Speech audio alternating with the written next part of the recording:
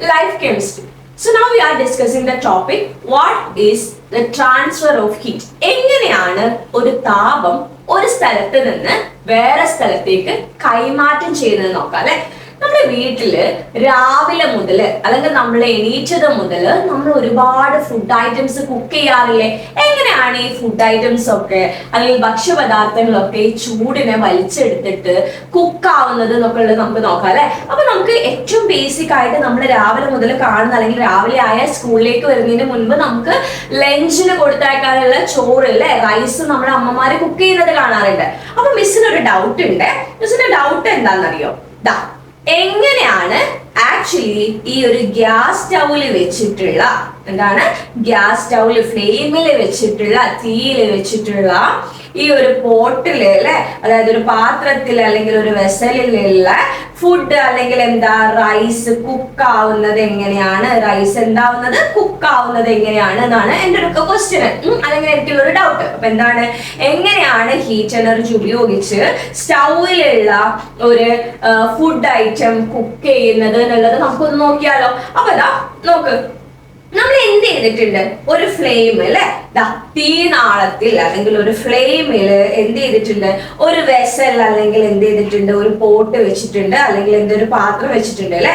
ഈ പാത്രത്തിന്റെ ഉള്ളിലാണ് ആരുള്ളത്, റൈസ് ഉള്ളത്, അരി ഉള്ളത് അല്ലെ, നമ്മളെ അരി ഉള്ളത്. ഈ അരി വേവണം അല്ലെ, കുക്കാവണം എന്നാൽ മാത്രം അത് ചോറ് എന്നുള്ള രീതിയിൽ മാറുന്നുള്ളൂ അല്ലെ. അപ്പൊ നമുക്കത് എങ്ങനെയാവുന്ന നോക്കിയാൽ, അപ്പൊ നോക്കിയേ, ആദ്യം ഈ സ്റ്റൗവിലുള്ള ശ്രദ്ധിക്കണേ, ഈ സ്റ്റൗവിലുള്ള തീനാളം എങ്ങോട്ട് കിട്ടും? ആദ്യം ആർക്കാ കിട്ടുക? ഇവിടെയുള്ള ആൾക്ക് കിട്ടും. ആർക്കാ കിട്ടുക? ഇവിടെയുള്ള വെസലിന് കിട്ടും. അപ്പൊ നോക്കിയേ, ഫസ്റ്റ് ഓഫ് ഓൾ സ്റ്റൗവില് ഫ്ലെയിം ഓൺ ദ സ്റ്റൗ നമുക്ക് ആദ്യം എവിടെ കിട്ടും? ആ ഒരു പോട്ടിലേക്ക് കിട്ടും അല്ലെ.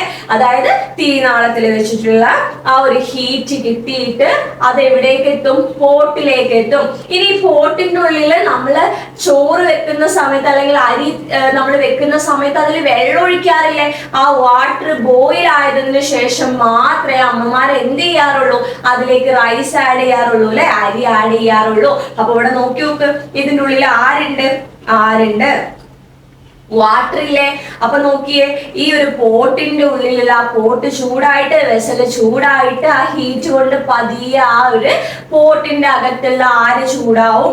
വാട്ടർ അഥവാ നമ്മളെ ജലം എന്താവും? ചൂടാവും അല്ലെ. ആ ചൂടായിട്ടുള്ള ജലം എന്താവാൻ തുടങ്ങും? ബോയിൽ ചെയ്യാൻ തുടങ്ങും, തിളക്കാൻ വേണ്ടിയിട്ട് തുടങ്ങും. ആ ഒരു ഹീറ്റ് ഉപയോഗിച്ചിട്ടാണ് റൈസ് അഥവാ നമ്മളെ ചോറ്, അരി എന്താവുന്നത്?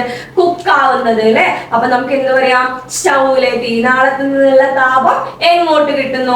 അവിടെയുള്ള പാത്രങ്ങളിലേക്ക് കിട്ടുന്നു. ആ പാത്രത്തിലുള്ള താപം ഉപയോഗിച്ചിട്ട് എന്ത് ചെയ്യുന്നുണ്ട്? അവിടെയുള്ള ജലം തിളക്കുന്നുണ്ട്. ആ ജലം തിളച്ച താപത്തിന്റെ വലിച്ചെടുത്തിട്ടാണ് ആരുണ്ടാവുന്നത്? അരി അല്ലെങ്കിൽ ചോറുണ്ടാവുന്നത്, കുക്കാവുന്നത്. അപ്പൊ നോക്കിയേ, ഹീറ്റ് ഒരു സ്ഥലത്ത് നിന്ന് വേറെ സ്ഥലത്തേക്ക് ട്രാൻസ്ഫർ ആയോ? കൈമാറ്റം ചെയ്തോ? ഇല്ലേ. എന്ത് ചെയ്തു? സ്റ്റൗവിലെ തീയിൽ നിന്ന് അത് വെസലിലെത്തി, പാത്രത്തിലെത്തി, പാത്രത്തിൽ നിന്ന് അത് അതിന്റെ ഉള്ളിലെ ജലത്തിലേക്ക് എത്തി, ജലത്തിൽ നിന്ന് അതിന്റെ ഉള്ളിൽ എന്തിലേക്ക് എത്തി? അരിയിലേക്ക് എത്തി അല്ലെ. അപ്പൊ നമുക്ക് എന്ത് പറയാമെന്നറിയോ? ട്രാൻസ്മിഷൻ ഓഫ് ഹീറ്റ് എന്ന് പറഞ്ഞാൽ എന്താണെന്നറിയോ? Transmission of the heat refers to the flow of heat from one place to another.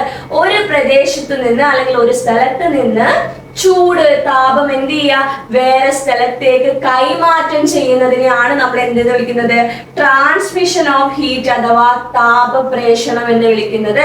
അപ്പൊ നോക്ക്, ഇവിടെ എന്ത് ചെയ്തു? ഇനിയിപ്പോ അരി ആവണ്ട, ചോറാവണ്ട, എന്തോ ആയിക്കോട്ടെ അല്ലെ, ഏത് സാധനം കുക്ക് ചെയ്യണമെങ്കിൽ ആദ്യം നമ്മൾ എന്ത് ചെയ്യണം?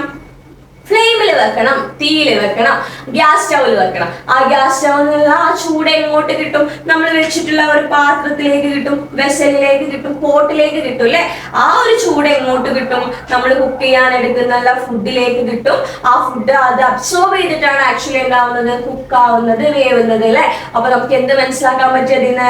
ഇവിടെ ഹീറ്റ് ട്രാൻസ്മിറ്റ് ചെയ്തിട്ടാണ്, ട്രാൻസ്മിഷൻ ഓഫ് ഹീറ്റ് നടന്നിട്ടാണ് ഇവിടെ സാധനങ്ങൾ വേവുന്നത് അല്ലെ. അപ്പൊ നമുക്ക് എന്ത് പറയാം? Transmission of heat refers to the transfer of heat from one place to another. ഒരു സ്ഥലത്ത് നിന്ന് വേറൊരു സ്ഥലത്തേക്ക് എന്ത് ചെയ്യാ? താപം പ്രവഹിക്കുന്നതിനെയാണ് നമ്മൾ അല്ലെങ്കിൽ വരുന്നതിനെയാണ് നമ്മൾ എന്ത് വിളിക്കുന്നത്? താപപ്രേഷണം അഥവാ ട്രാൻസ്മിഷൻ ഓഫ് ഹീറ്റ് എന്ന് പറയുന്നത്.